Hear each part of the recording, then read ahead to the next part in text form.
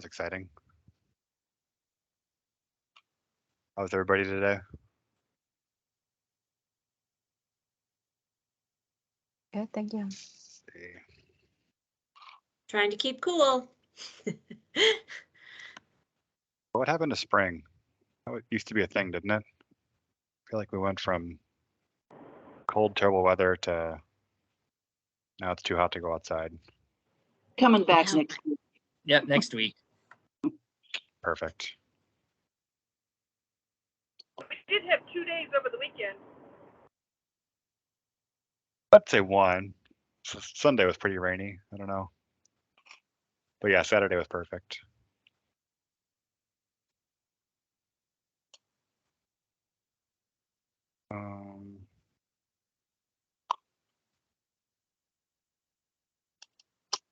Do a quick look here. I think we can probably go ahead and get started. It's like it, yeah. All right. So thanks to Rosa for sending out an agenda through PDF, through email. That was great to not have to log into Board Docs. So hopefully everybody had a chance to look at that. Are there any comments or suggestions for the agenda? Not, can we get a motion to approve? I move to approve the agenda. This is Barb. A second, I second Lola. all in favor? Aye. Any Aye. opposed? All right, next item was minutes approval. There are a lot of minutes in there. If anybody had a chance to look through those, but are there any comments on the minutes?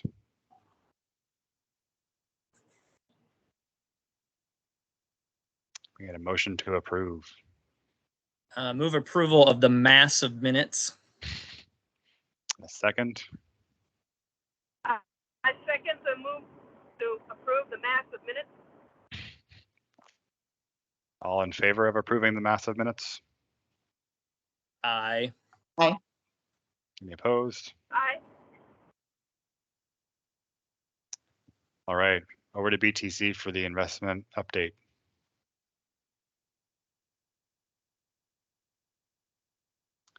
Alan, I think you're on mute. Can you hear me now? Yes. All right, great. So does everyone have the PDF of the March 31st report open? All right, great. I will start and then John will follow. So we'll just start with the first page, past the cover page, and label page number 2 and at the bottom of the page, and then it's PDF number 2, page 2 of 10 specifically of the PDF if you're looking at the page counter on your PDF reader. So in the upper half of the table on this page, we can see that the cash in the far right column is listed as having a weight of 1.8% as of March 31st. That's within the IPS range minimum and maximum of 0 to 10%. Fixed income, so this is the individual bonds in the portfolio, that had a weight of 71.4% as of March 31st. And that's within the minimum and maximums specified in the IPS of 60% and 90% respectively. And then there's also some detail about the composition of the fixed income portfolio and the various weights of the types of bonds in the portfolio. The types here are listed by rating. But at any rate, the composition has not changed significantly since our last discussion, which was a few months ago. Equity was at 26.8% as of March 31st. And that is above the minimum of 10% and below the maximum of 30% specified in the investment policy statement. By far, the largest allocation is to U.S. large cap, mid cap equity, which had a weight of 18.9% as of March 31st. And that was within the minimum and maximum guidelines of 0% and 30% respectively. Rounding out the equity allocation was a 3% weight to small cap, about a 1% weight to real estate, and then a 4% weight to international stocks. And most of that international exposure is in foreign developed stocks. And foreign developed are the stocks of companies that are headquartered in Western Europe, excuse me, Western Europe, Japan, and Canada, and a few other developed markets. So small allocation to international stock. Other limitations listed in the bottom third of the page. Investment in any one corporation. The minimum and maximum range is 0 to 2%. And you can't see it here due to rounding, but the current weight in Walmart, the combination of Walmart bonds and Walmart stock, is just slightly under 2% as of March 31st. And that's, we've held a lot of Walmart for quite a while, so this isn't a new situation this quarter. This is the Walmart overall allocation has been high for quite a bit of time, and we're very comfortable with that, very stable from a fundamental perspective. Alan, can I stop you on that? Because I don't know, this is probably meeting number 20 where we've had that limitation of that not being able to exceed. I think as long as I've been doing this, Walmart has either been right on the line or over. Should we be considering changing that limitation? Like, would there be value in increasing it slightly? Would that provide us opportunities elsewhere, or do we just kind of keep riding the fence line, knowing that, you know, where success is occurring, it's sort of, I think, understood acceptable to be over that line? Well, I'll start with a couple comments, and then John can add to it. But in general, a maximum weight of 2% is a pretty common sort of industry guideline. And, you know, to your point, Blake, about we widened it, would that give us more opportunity? Yeah, that would certainly probably give us more opportunity for some upside. But with opportunity comes an equal or probably greater amount of risk. So risk and return tend to be balanced in many cases, and it can also be skewed with risk being higher than the return you would get for doing such a thing. So it's kind of a double-edged sword, and it's common to be at 2% or less. John, what would you like to add? No, I would agree with Alan. You know, obviously the reason that this is in the policy statement and in the compliance review that we're doing right now is to ensure adequate diversification in the plan, because as Alan alluded to, as much as we could potentially have a higher level for an individual corporation, that does raise the inherent risk associated with that corporation. So in order to ensure adequate diversification, as Alan mentioned, 2% is pretty much kind of an industry standard. You know, we see managers of all ilk, and including those that have highly concentrated portfolios, which often have periods of very great success because of it. But usually when they're not doing well, they're really not doing well. And so to ensure a more consistent flow of returns and reduce the overall level of risk, we've incorporated that 2% threshold. I also think there's kind of a question around, like, this varies kind of from entity to entity, but what is a limit? Is a limit something beyond which you have to manage below and you have to sell whenever you get above that limit? Or is a limit something where every time you're over a limit, it gets flagged, you discuss it, you discuss how comfortable you are with those risks, you make a determination sort of every time you review your holdings list. Are you comfortable with this risk, or is it something we want to offload? And then you get into more like qualitative discussions, right? Like, is our 3% exposure, which is over our 2% guideline, due to something that is steady and stable like a Walmart? Or is it something that's like a growth stock, like a tech stock, that can be really volatile, right? And so not every like 2% allocation is created equally. Some are more stable, some are riskier. And so I think it's, you know, it's good that we have this limit. I think it's appropriately set, to Alan's point. It's more just kind of what do we do with that limit? And I think good governance and good discussion kind of occurring whenever the limit is breached is probably good enough for our case. Given that, you know, in this case, it's a stock like Walmart, it's not something terribly risky. So does that help, Blake? Yeah, it does, Brad. Do you think that we should consider codifying the language that you just described, because I don't think, well, I know that does not, if we were to be true and pure to our plan document, it would not permit that. It would basically say you've hit 2%. There's got to be a shift and an adjustment. What you just described makes perfect sense to me, that we have the discussion. I just wonder if we need to codify that as a practice, because it would not be in our plan document currently. Yeah.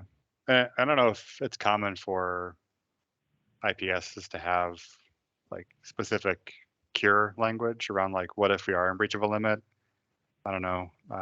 John or Alan, you guys might have more thoughts around that. Like, what is kind of the standard for if we're in breach of this? What do we do? In general, IPS language,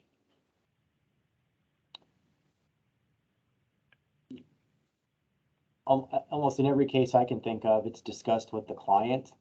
And I hesitate to say that it depends on the client, because I think basically in an IPS, our experience, or at least the experience I have with the clients, the many clients I deal with, we do not intend to breach the limits in an IPS. Sometimes it does happen because of market movement. And there are times when we talk about it with the client before we cure that. There are other times where we just automatically make the change. And I would say there are more times where if we breach a limit, we cure it right away, and we don't wait, we don't have a conversation. So it depends a little bit on the client, but overall, I would say in general, we're treating IPS language that where we are automatically making a change to cure it if necessary. John, do you want to add? Yeah, I would agree with that. And I think that's one of the things that I can't remember if it was you or Alan alluded to. Sometimes these situations arise, obviously not because of any trading activity, it's because of market movement. So, particularly consider the environment we're in right now, where the stock market has been very weak. Walmart, a very stable company given the business that they're in. So their relative performance compared to many other parts of the equity market certainly is better. Or maybe you would say less worse. And as a result of that, their representation in the portfolio increases by default. So it's not through any actions that were taken by the manager. It just happened as a result of the market and how it moved. So, a lot of times Alan said, we'll just correct it on our own. But in this situation, particularly given it's Walmart, it's not just an equity position, it's equity and fixed income. So obviously the bonds are going to be more stable simply because of their place in the credit or the capital structure and the quality, as well as the quality of the equity. So it's really just not as much a concern as if this was a technology company and solely equity and not a combination of equity and fixed income. Yeah, thanks. And then like just from like a governance perspective, and this really gets to like the style of governance we want to have, I think. We've got minutes, I think, from this meeting now. We've been talking about this topic for about 5 minutes, so I think Rose has probably got some pretty good notes around the committee received this report. It showed we're access to the limit. The committee expressed comfort with the reasoning behind that, and we kind of move on. That's the style that I'm used to, I guess, just demonstrating, the governance is happening. We saw that we're in breach of the limit. We're comfortable with it. Check it out the next period. Does anybody have any kind of discomfort with that, or?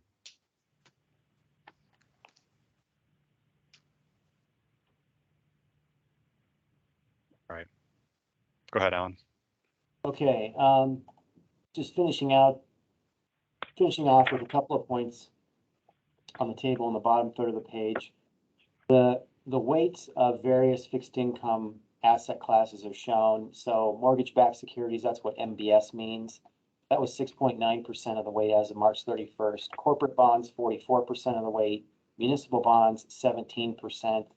And then a small allocation, about 2%, to government and agency bonds. So the point is that The fixed income allocation, just as a reminder, is not in a single type of bond. It's invested across various types of bonds, with the corporate bonds being the largest allocation. And this blend has been fairly consistent over time, and it's based on where the fixed income team finds relative value in the bond market when there are maturities and they need to reinvest, or if they're just, for whatever reason, if they're making new investments, they're looking across the spectrum of the market to determine where the best value is, and that's where they're buying. So the product is this allocation that you see detailed in the bottom third.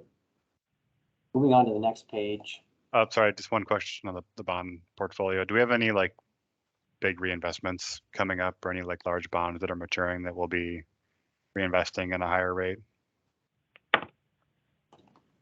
I don't have specific details on the roll-off in terms of what bonds are maturing and how much. I do know that it is pretty well, it's not perfectly laddered, but there aren't lumps of maturities in the portfolio such that, you know, we go for 12 months and don't have any maturities, and then all of a sudden 10 or 15% of the bond allocation matures in a single week.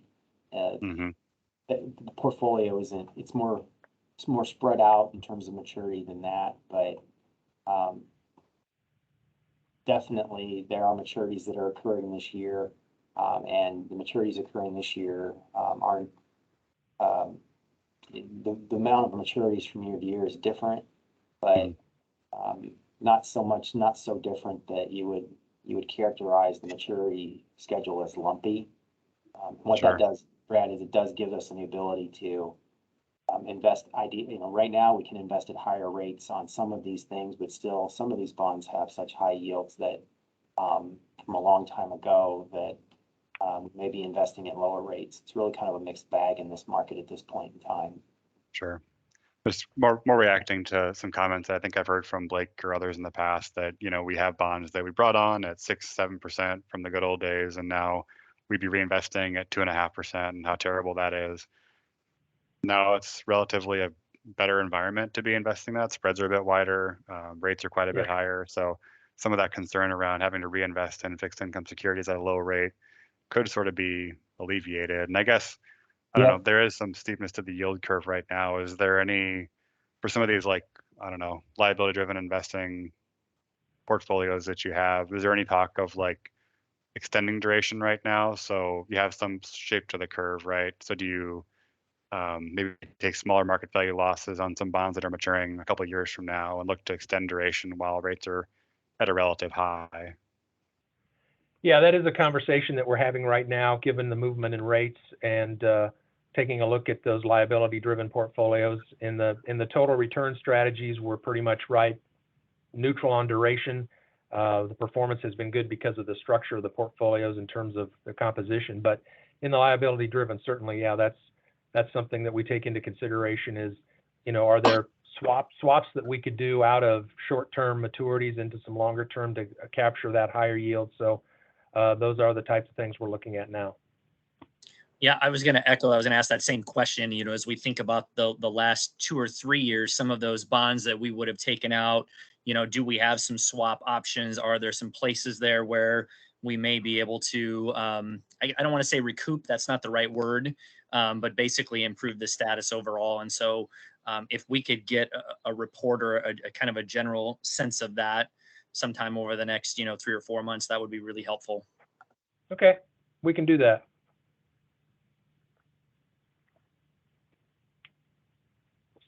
Okay, on to the next page. The next page provides the market value of each of the asset classes. Excuse me, the table in the upper left portion of the next page, page 3. This table in the upper left provides the market value of each of the asset classes as of March 31st. So the actual dollars, and then the percentages are right there in the column on the right as well. The key thing to note here is that the total market value as of March 31st was $214,598,906. So almost $214,600,000. Easier number to kind of hold in your head, $214,600,000. And that's, if you look at the donut chart on the right, in the middle of that donut, it shows $214.6 million. So that's rough. That's approximately where the portfolio was as of March 31st. And key question you might have is, well, where's the portfolio today? And today it is at 197,571,000. So based on high rates have continued, interest rates have continued to rise, which has brought market value of bonds down. And then also the stock market has slid a little bit in April, and so far in May, more in May, especially the last 5 days, leaving the market value of the portfolio at $197,571,000. So that's about a decline of 17 million since the end of March. Pretty big number, but it's a pretty big portfolio. And on a percentage basis, the decline is consistent with what the decline in the general fixed income market and the general equity market. So we'll talk a little bit more about performance. We can get into the details of that, but just to give you a sense of where the portfolio is as of today compared to the end of March, I want to give you that market value number. Alan and John, can you talk about the REITs? Those real estate investments are fairly new to us, and I see that we're at less than 1%, and I'm curious your thoughts on that as a vehicle going forward. Whether you see that it would continue to be a small amount, whether you see expansion, whether you see us wanting to draw out of that. There potentially could be some increases in terms of the performance of the REITs so far this year. They've actually performed pretty much in line with the broader market. So obviously a bigger component of their performance is income. I think the REITs that you have in the portfolio as of March 31st were yielding 4.2%. So once again, very nice yield in terms of total return, pretty much in line with the overall market. So we would definitely potentially increase the exposure of the REIT segment to add more income to the portfolio, along with some prospective appreciation in the value of those holdings as well.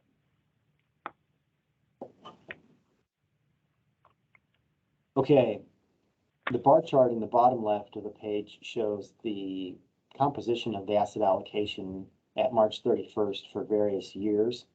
And one conclusion, or one thing you can glean from this chart very easily, is just in the navy blue, what was the large cap allocation? The large cap allocation, of course, it's equities, so that's traditionally going to be the most volatile portion of the allocation. Equities in general, large caps are less volatile than small caps and foreign stocks, but nevertheless, one of the key drivers of risk in the portfolio is going to be the equities and the large cap stocks. What you can see here is the size of that navy blue portion of the bar has been pretty consistent over time. And you can also see the introduction of the green bar, the foreign equity, going back to, I think that was 2018, probably in the third or fourth quarter of 2018 when we started that, and it's been added to since then. But the size of that's been pretty consistent. So anyway, the bar for 2020, 21, and 22, each of those bars represents March 31st of those respective years.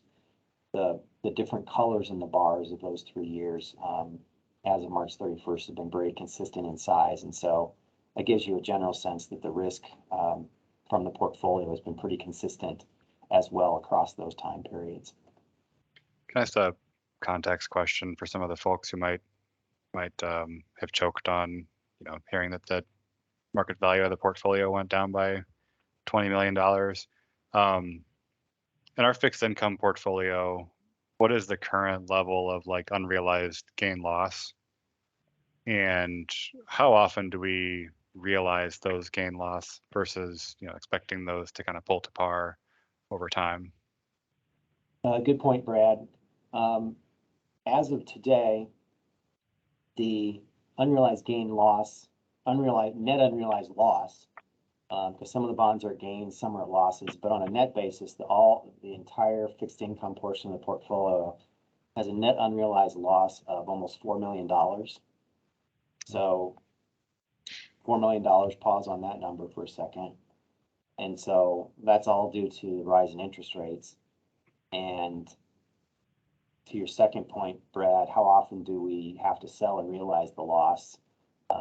You know, I don't recall the last time we had to sell something and realize a loss. I don't know, John, when was the last time we had to sell something to realize, and consequently we realized a loss? Very, very rarely on the fixed income side do we ever realize a loss. So to finish the point, we don't sell bonds, so we don't realize losses on bonds. And then what happens is, as those bonds approach maturity, there's a convergence back to the par value of the bond. So I don't want to get too complex, but bottom line is that you don't lose just because the market value of a bond is down today doesn't mean that it stays down. It can go back up if interest rates decline, but the value of the bond will converge to par as the bond approaches maturity. Unless, well, I'll stop right there. Yeah, the bonds we own, they give you coupon payments on a fixed amount. They're called fixed income for a reason. Yep. You get those coupons every period, and then you get your principal back, or you get that at the end or over time. Exactly. The value of those on like a present value basis, when you discount those cash flows back to zero, can move around on you, but the cash flow stream stays the same unless the company defaults. But we've got a high quality portfolio here. You shouldn't expect many defaults. So if you're on the phone and you're hearing like, wow, the market value decreased by a bunch, most of our portfolio is in fixed income, and those are market value changes, but they're not going to change the cash flows coming through time unless there's other portfolio actions or you start seeing defaults in the portfolio. So in case anybody was alarmed by that number, it's not ideal, but not alarming from my seat. And 100%. Anyway, enough. Well stated, Brad. Anybody else have any questions or comments before we move on to the performance? Okay. I'll turn it over to John to talk about performance that starts on page 4. Okay, thank you. Just taking a look at the performance on page 4, it does give you on the top line the total return, and of course this is as of March 31st. So as of that 3-month period, the total fund was minus 5.1% in terms of its performance, and just to remind you, that is a combination of changes in the market value of the underlying assets and the income that was received. And of course, as we all know, markets have struggled this year in terms of their values. So we have seen depreciation in the value of the assets, and then obviously you're still getting your interest and dividend payments in terms of the income stream. So the year to date, which is also obviously that 3-month period, minus 5%. Over the last year, 1.3%, and then going out to 3 years and 5 years where you're a little above and a little below 5%, and at 10 years, you're almost exactly at 5%. So kind of highlighting the more significant returns in the details at the lower part of the page. The fixed income, something we're not accustomed to seeing very often for fixed income, but for that 3-month period, down 6% and down 2.5% for the 1-year period. And I'll give you a little more detail on the composition of that part of the portfolio in just a moment, but suffice it to say that was the return for the 3 months and the 1 year.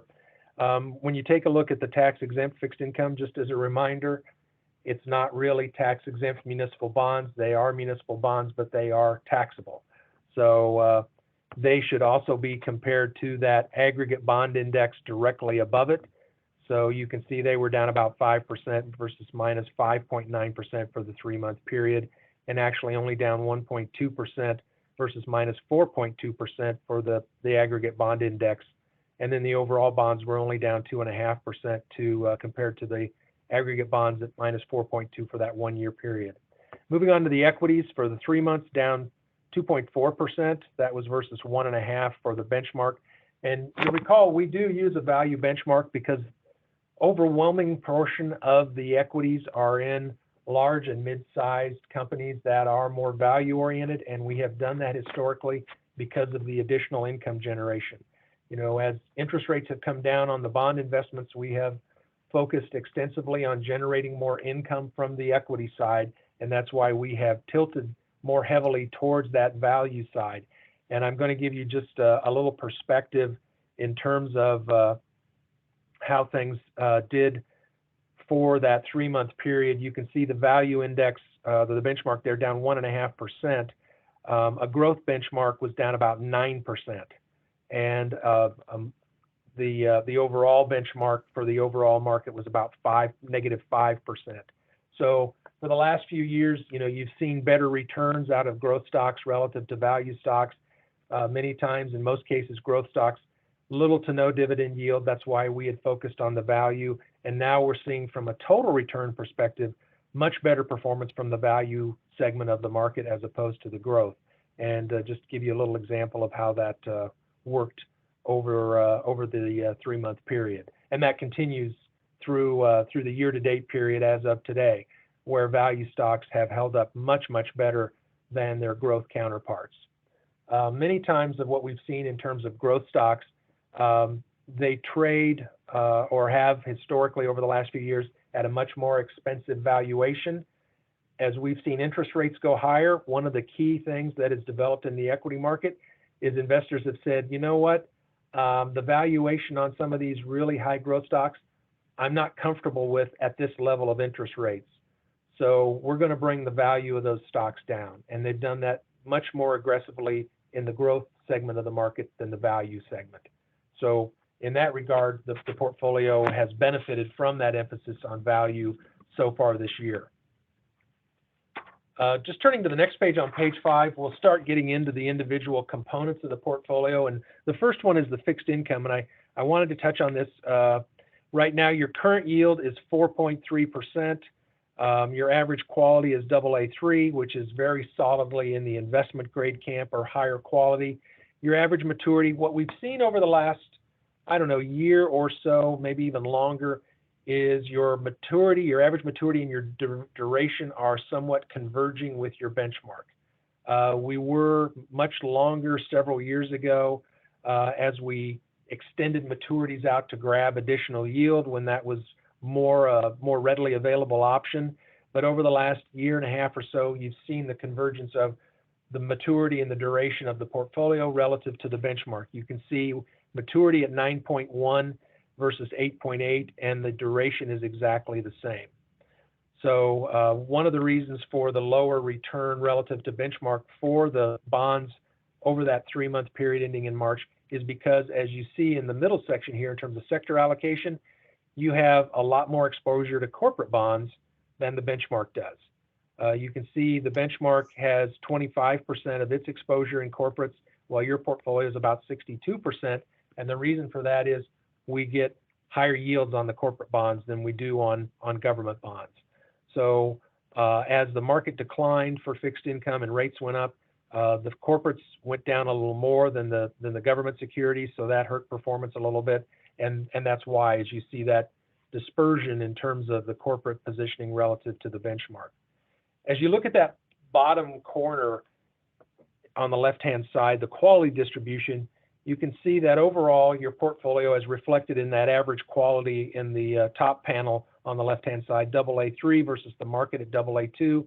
So you're virtually right on the market, just a touch lower than the market average, still solidly in the higher quality realm of fixed income. You can see 21% of your portfolio, AAA, the highest level, another 21% at AA, 37% at single A, and then about 19% at AAA. There's only 1.2% of the portfolio that is below BBB.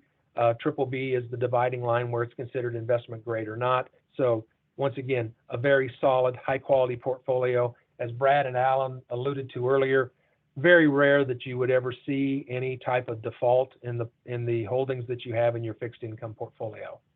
So, can I ask you? Sure. That in my few years, but maybe I'm not looking in the right spot.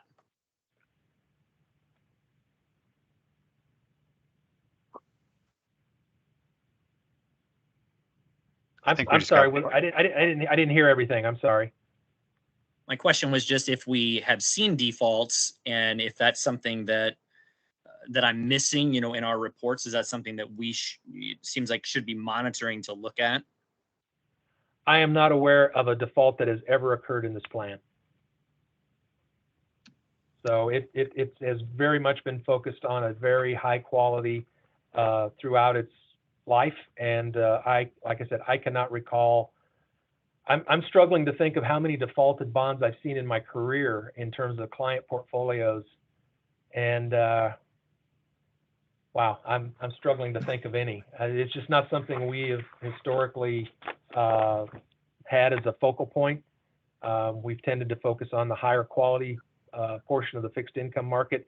And our philosophy has always been, if you want to take risk, we'll do that on the equity side of the portfolio more so than we will on the fixed income side. So, No. yeah. I Okay. appreciate that. I just wondered, as you know, you look at our, our B and triple B rated bonds, not that those are high percentage, but they are, we're tipped in the opposite direction of the aggregate there. And so I just was curious if there had been any defaults, because certainly from a conversation standpoint, we know that there is at times potentially a little bit more earnings on those triple B bonds, but we also know there's a risk. And I just wondered if there had ever been a default. And so I appreciate hearing that. Okay. The rating curve is very not a straight line. When you get to like AAA, there's like no defaults at all.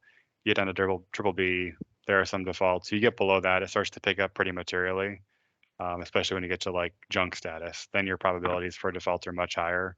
But I don't think you should look at triple B and think like that's several notches below AAA. So that's a big risk. The curve is very, very non-linear.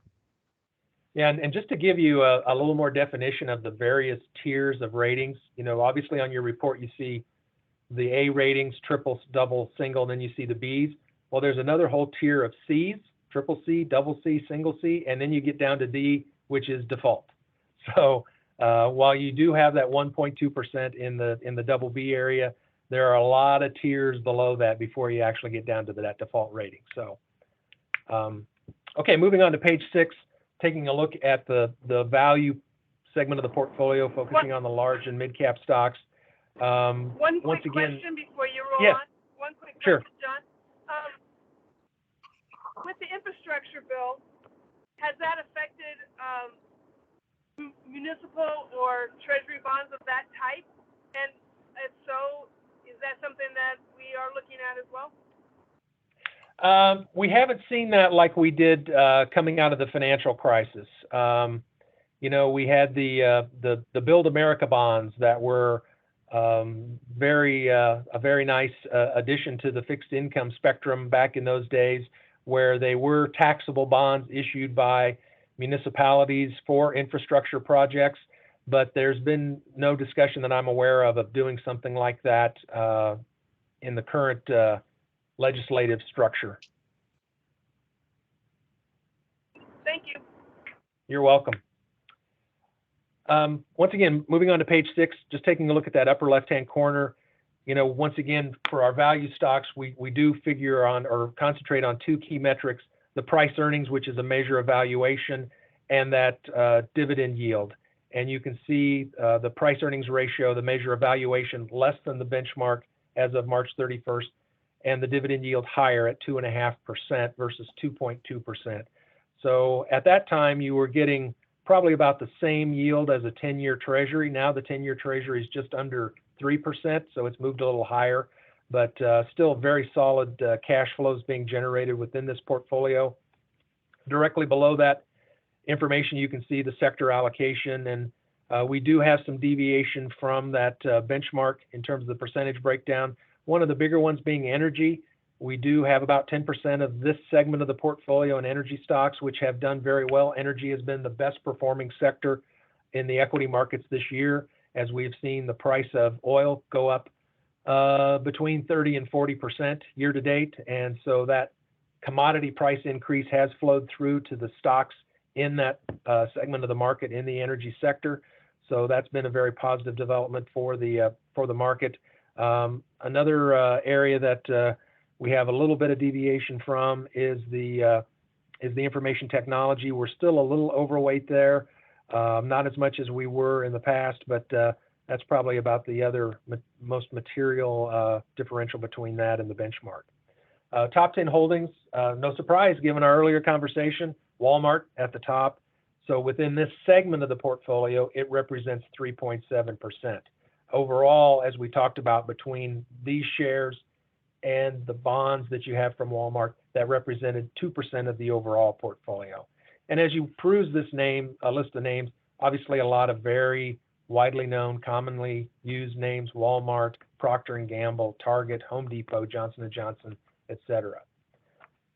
Next on page 7 looks at the small cap portfolio.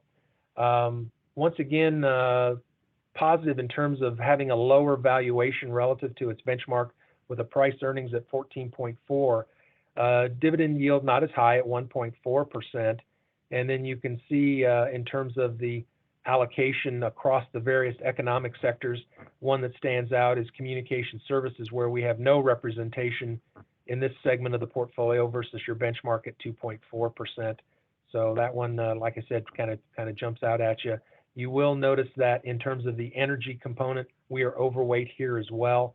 We're pretty much overweight in every strategy that we manage in regard to our energy exposure. And then, of course, over to the right, the top 10 holdings. Obviously, a lot of these names aren't quite as well-known household names as what you saw with the larger cap names. But I can tell you, not that relative performance is that important for your portfolio, but this strategy has outperformed its benchmark for the last 1, 3, 5, and 10 years. So it is a very good, consistent performer. Next page, on page 8, looks at the international equities. And just to remind you, in terms of these international equities, we're using what are called ADRs, or American Depository Receipts. They're basically certificates backed by shares of foreign companies that trade on domestic exchanges. So everything we trade is traded here in the U.S., even though they are representing international companies. And once again, you can see a key characteristic of this strategy in that upper left-hand corner is that dividend yield, 3.1%. So once again, kind of like your value holdings, very nice cash flow being generated by this portion of your portfolio. And once again, as you take a look at the sector allocation, just to validate my comment and make sure I'm telling you things that are accurate, the energy exposure overweight relative to benchmark. And interestingly enough, as you take a look at the composition of this benchmark, the EFA benchmark, outside the U.S., technology is not as big of a representation in equity markets as it is here. You'll see more representation in areas like financials that you see is about 18% of this benchmark. And then top 10 holdings, once again, not as readily recognizable as what we saw in that first part, the large and mid-cap stocks from the U.S. And then lastly, we've got the real estate or the REITs. And once again, pointing to that dividend yield, 4.2%. You can see these do have some expensive valuations in terms of their price earnings ratio. You can see the benchmark is at 45.6 for the Dow Jones US Select REIT Index. Our holdings are at a much lower or more modest 28.5, but once again, just highlighting that dividend yield of 4.2%. And of course, as you see, the sector allocation virtually all represented in what is referred to as real estate. You do have some names that pop up in other sectors that are REITs because of what they focus on in terms of their underlying holdings. And then in the lower right corner, you do see the top 10 holdings for the strategy. And you can see we have a variety of different types of real estate represented there: industrial properties, healthcare properties, hospitality and leisure properties, etc. So with that, that really is the conclusion of the report. The last page that you have just basically is a breakdown of your benchmarks that were utilized in evaluating the performance of your portfolio. At the overall level, we use 80% of the aggregate bond index and 20% of the USA value index. But then you can follow through and see for the bonds, we use the aggregate bond index and so on and so forth, just to give you an idea of, as you look through the performance, you have an understanding of what the exact benchmark is that is being utilized to measure that performance against. And with that, I'll entertain any additional questions you might have. This is Barb. I just have a question on your thoughts about the future of the market and bonds and all of that during the next or during the rest of this year. Sure. Obviously, the fact that we've had, I'm going to be very, and I don't mean to be flippant, more modest returns this year, which have been absolutely much worse than that. But we were anticipating more modest returns. And the fact that interest rates have gone up wasn't a surprise. The fact they've gone up as much and as quickly has been more of a surprise. And our thinking is that we probably don't have a lot more upside to interest rates in terms of where they move. Getting to that 3% level on the 10-year is kind of where we think we'll probably stay at, plus or minus a little bit from that 3%. Because right now what we're seeing is, while we're hearing the headline reports of very high inflation and obviously very accurate, the long-term inflation expectations are still pretty modest. So that's why you see the longest maturity bonds out there to 30 years not having a whole lot of yield differential from more intermediate term bonds. And that's because those inflation expectations for the longer term haven't really moved yet. And when we hear about the Federal Reserve raising rates, which they've done twice now this year, and the expectation is they will continue down that path over the remainder of the year, that impacts more the short end of the yield curve, the 3 months, the 1 year, the 2 year, the 3 year, et cetera. So as long as those longer term inflation expectations stay relatively close to where they are today, longer term interest rates probably won't move dramatically. So we probably won't see the type of negative returns going forward that we've experienced so far this year in regard to the bonds. In regard to the equities, as I mentioned earlier, part of what we're seeing is a recalibration of the equity market in response to the higher interest rates. Equity prices are sometimes, in terms of price expectations, are derived from looking at future cash flows from stocks, either dividends or their underlying cash flows, and discounting those back to the present to determine, is the price of a stock today undervalued, overvalued, or fairly valued? Well, as interest rates go up, it affects how those cash flows or dividends are discounted back, and so they lead to lower target prices. And that's what I talked about earlier, particularly for some of those growth stocks. Those valuations have been recalibrated lower, and as a result, those prices have come down, which is why you've seen the growth index do so much worse than the value index. In terms of going forward, right now the expectation is we will still see growth in the economy throughout the remainder of the year. It's going to be modest, and I think the markets are probably not going to have a tremendous amount of upside from here, but I don't think they're going to have a tremendous amount of downside. I think we're going to kind of be in a trading range for a while as we try to digest what's going on with interest rates and the underlying economy. And then those two other variables that have come into the market this year that really weren't anticipated as we began the year. COVID in China and the lockdowns that have occurred. Saw a graphic the other day of the number of ships off the coast of Shanghai, one of the most major ports in the world in terms of goods flow. And we had been kind of working through some clogged distribution channels in terms of our ports here in the U.S. We'd seen some good improvement there, but now we have this issue in China where the bottleneck is there rather than here. So that's something we're going to have to work through and see how long that takes. And then the other thing is the situation in Ukraine. Ukraine, a major agricultural exporter, which directly relates to the price increases we've seen in food, as well as other goods, and then some raw materials. And then, of course, the boycott of Russia and the potential movement away from the use of Russian energy exports in Europe, which could lead to even higher prices for energy. So it's kind of a muddled view right now. But we've come down so far so fast over the last few weeks, particularly more recently, as Alan alluded to. I think there's probably not a lot of downside in equities right now. and we're probably building a case for somewhat of a rally as we go forward. But we'll have to watch those economic numbers and those developments in Ukraine and in China to really get a sense of where things may go.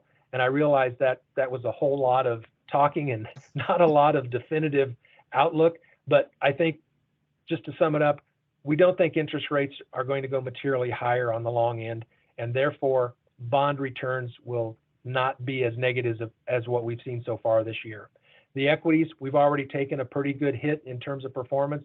So while there may be more downside, it's probably somewhat limited, and people will start looking at opportunities for stocks that will move higher based on their strong fundamentals. Great, thank you so much. That's very helpful. Thank you. John, if interest rates were to continue to rise, you would your best prognostication said that things will probably level off. What should we consider if interest rates were to continue over the next, let's push it beyond a year, to rise? Yeah, the one thing about the bond market that I share in a lot of meetings is, and I don't know a better term to use other than it's self-correcting. You know, we looked at the total return for the first quarter, and given the way the return is calculated for your plan, the depreciation in the value of the bonds really doesn't matter in terms of the return calculation. And we know, as Alan pointed out earlier, as those bonds approach maturity, they're going to migrate to their par value. So it basically is a positive thing in some ways for fixed income investors because the reinvestment rate keeps going higher. So your opportunity to raise that overall yield on the portfolio on an incremental basis with new purchases as old bonds are called or mature is a very positive thing for a plan like this. We're not anticipating, like I said, rates to go up dramatically from here. One of the things, and I think Brad alluded to it earlier, was we have seen the spreads widen a little bit. So to the extent we think there are some attractive corporate bond opportunities, the differential between them and treasuries has widened. So we get an opportunity to go back into some of those, not only at a higher level on a generic basis, but a higher level from a specific basis based on corporates versus governments.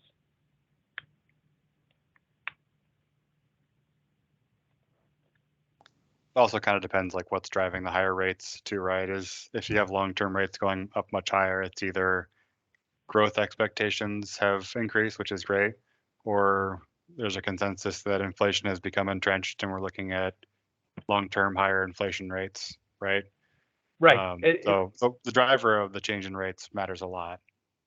Yeah, and typically short-term rates are driven more by shorter-term economic growth, and the longer term is based on inflation expectations. Because obviously when you buy a bond, as we just touched on, you hold it till maturity, you get your face value back.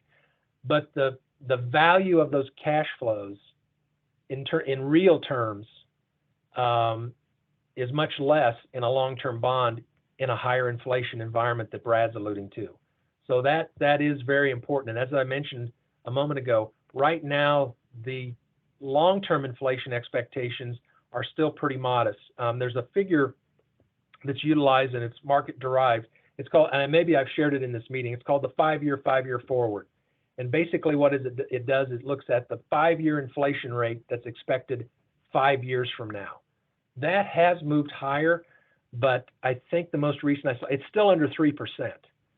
It has moved up over the course of the year, but the most recent reading I saw, it's still below 3%. So basically saying 5 years from now, the markets are anticipating inflation for 5 years at 3% or less than 3%. If that starts to change, as Brad alluded to, that's when you could see some more significant move in longer term rates.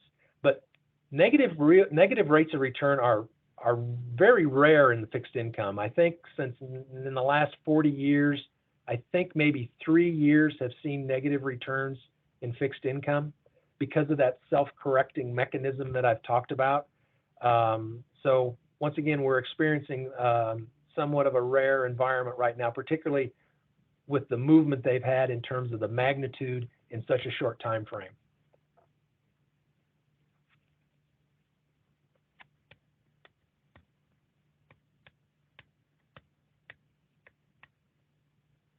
Any other questions for BTC?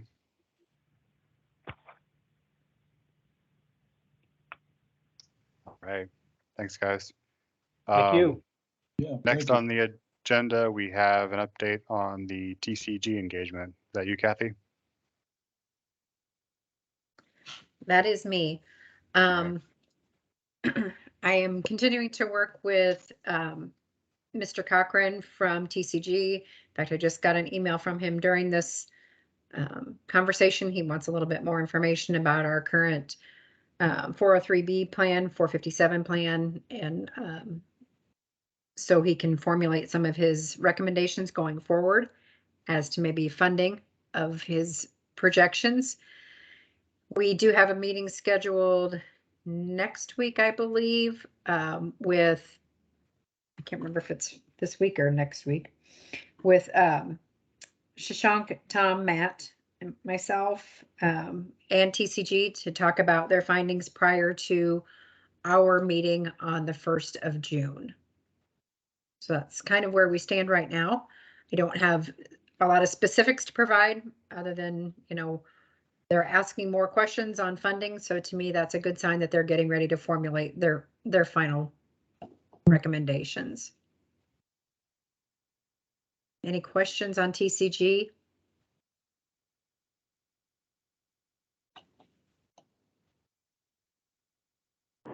I know they're going to give their report to the district office first, and then this committee will hear of their report is the 1st of June.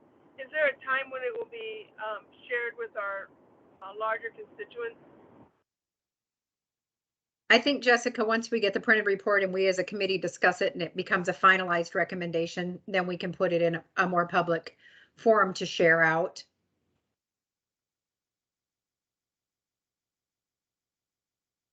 Thanks.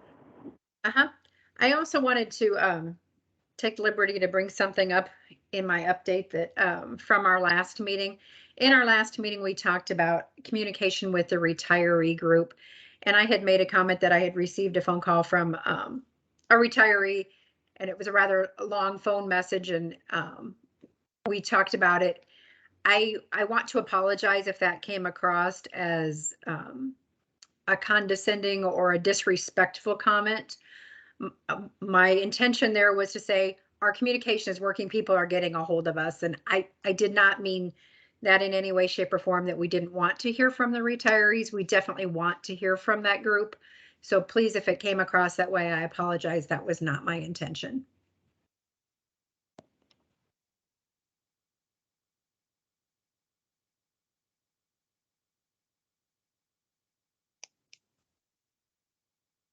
Also, everybody should have received the dual signed TCG agreement and contract. I believe, Barb, you had a couple questions on that. See if I can bring those questions up. I've not had a chance to respond to you on that. Yeah, that's fine. I just 19A is the one question, and that is just that it's referred to as in their investment advisory consulting services. Is that just making recommendations? They're not taking over our investment strategy. Is that correct? That would be correct. They are Okay. advising us of ways to achieve their recommendation, but they would not be taking over anything that BTC is currently doing. Okay. And then just my other question in terms of talking about making changes to the plan, that is again something that would just be a recommendation, and the board as well as the advisory committee would discuss that, correct? That is correct. All right. Correct. Thank Yep. you. You are welcome. Does anybody else have questions after their review of the contract at all?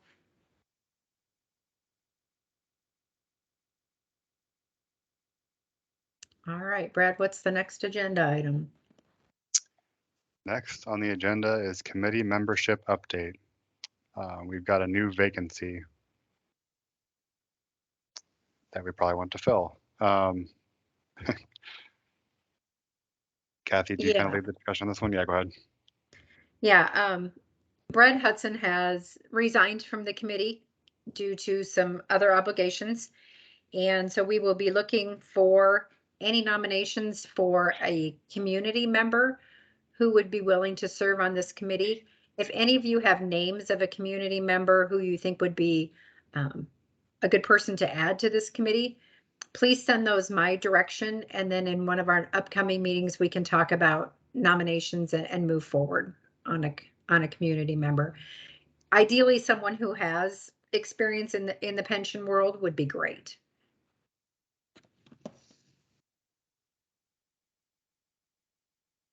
Are we looking for someone who also may be one of our inactive actives, like we have Melissa Spencer? Or is this, would you much rather have somebody who can help us with our pension understanding?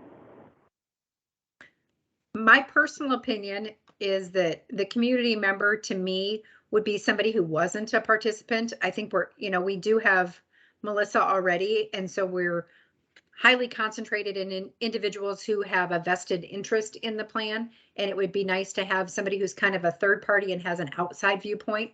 Like, we've got Brad right now who can see it through a different lens than maybe a participant. And I think that's the role of that community representative.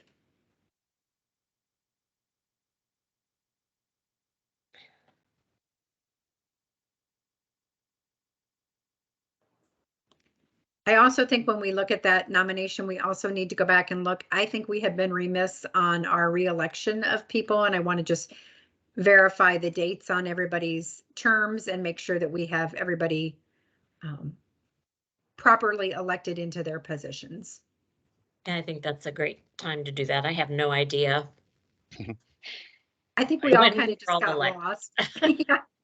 I actually think that probably, and may not like this, but I think probably all of us are up for election because we have not, it's been at least 3 years since we've elected anyone, which would have placed all of us at the end of our term. Yep, I would guess so too. Yeah, I think we got off during COVID on elections, and yeah, we're off. So I think now's the time to shore that up. And so let's get some nominations for the community member and then do it all at the same time. Sounds great. Okay. Any other topics? So if somebody wants to run for one of our seats, how should they get on the ballot? If they want to send me an email and just let me know of their interest, then I can be in contact with them and discuss kind of, what the role is, what the time commitment is, make sure that they're interested, and then we can get them on a ballot. Kathy, is that something that can go out to retirees through the new communication, the email list you have? Yeah, we don't have very many emails. I'll be honest. I mean, we've gotten some, but not very many. Okay. But I think maybe Rosie and I can work on putting something out on this, on our site as well. So people could see that they could nominate people from, sure. from that aspect. Okay. I'm just trying to think of ways, or, I don't know if we would get enough response, if we send out a postcard telling people it's time to nominate. I just don't know. We haven't historically received a large response from that, but I'm open to suggestions. I think people are paying more attention now, so you might get a better response than typical. I would agree. Okay, so let's talk next meeting, maybe a little bit more about that, because I'm trying to figure out, it would then generate 2 different postcards. One would be nominations, and then once the nominations are received, then we'd need to generate another one for votes.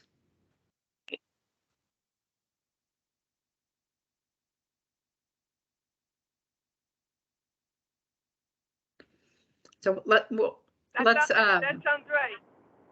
yeah, But we've done, let's think through that process with some deadlines so we can get some things into place.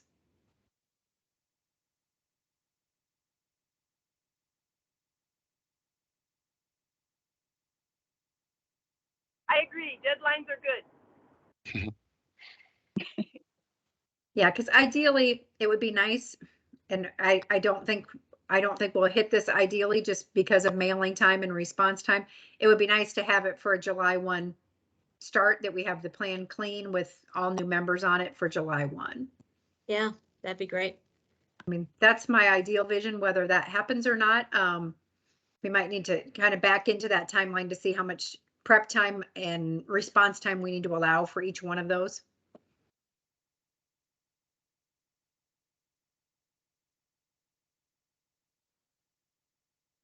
All right, Brad, what's the next topic? Yeah, last one we have is just a motion to approve the district create a separate YouTube channel to store all past and future meetings. Did you just make the There. motion? Because I can second it if that was your motion. No, that was the recommended action. So I guess first off, are there any questions or comments, or should we go ahead and hear a motion from someone? So are the meetings just put on the YouTube after they occur, or are they live and then saved, or how does that work? I would be uploading those after the meeting. So now that I don't have to go through the district, I can do it almost immediately after the meeting is over and recorded. Great, thank you. But Mhm. Rosie, the meeting would still be available live, correct? So if we had like the team, if we were Teams? doing it on Teams, they would still be Yes. able to link it on Yes. however, like on board docs, but then it's just that the video would then go to YouTube. So members would still have live access and YouTube access. Is that correct? Exactly. Yep. It just goes to YouTube once the meeting is over.